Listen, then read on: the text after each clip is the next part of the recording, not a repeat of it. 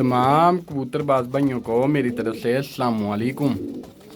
उम्मीद करता हूँ कि सब दोस्त खैरियत से होंगे। लो जनाबे वालिया माशाल्लाह शौक कर लो 10 पीस पट्टी वाले। कई भाई छतरी वाले भी आखते, कई भाई पट्टी वाले आखते। शौक कर लो, जिस भरा चाहिए हो वो मेरे नाल राबता भी कर ले, चाहे वट्सअप ते कर ले चाहे कॉल ते कर ले, परिंदे मिल जाएंगे। माशाल्लाह शौक करते जो।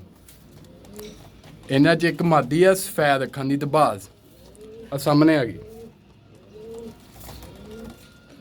ये 10 दे 10 ही मिलने हैं, ठीक हो गया।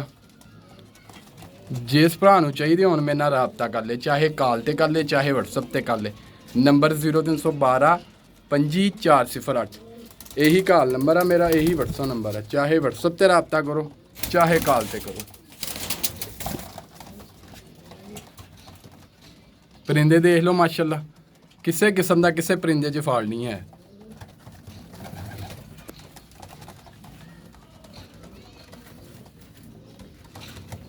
ते लोकेशन मेरी फैसलाबाद आ, कारगो हाल पाकिस्तान। ते नाम मेरा मोहम्मद शाह दा।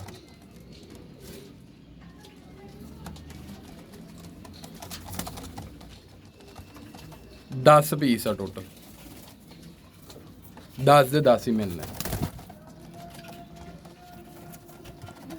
रेट इन्हों का 400 रुपये पर पीस, 400 रुपये पर।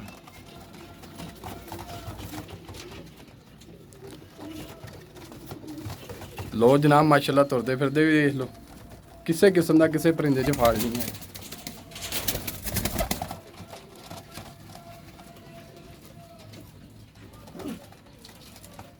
उम्मीद करदा कि भरावां ने शौक कर लिया होना। अल्लाह खैर करे।